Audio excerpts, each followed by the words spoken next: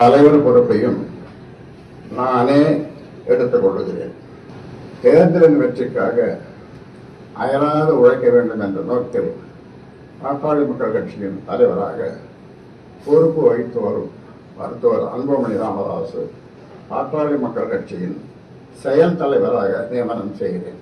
இந்த அறிவிப்பை ஏற்று பாட்டாளி மக்கள் கட்சியினர் ஒன்றுபட்ட உணர்வோடும் தீவிரமாக செயல்பட்டு தேர்தல் வெற்றிக்கு பணியாற்ற வேண்டும் என தெரிவித்துக் கொள்கிறேன்.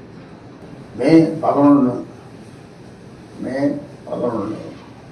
மாமல்லபுரத்தில் நடைபெறும் வன்னியர் இளைஞர் பெருவிழா மாநாடு இதுவரை கண்டிராத அளவிற்கு மாபெரும் வெற்றி மாநாடாக நடத்திட மாநாட்டு குழு தலைவராக நியமனம் செய்யப்பட்டுள்ள மருத்துவர் அன்புமணி ராமதாஸ் அவர்களோடு இணைந்து ஒன்றுபட்ட உணர்வோடு உழைக்க வேண்டும் என தெரிவித்துக் கொள்கிறேன்.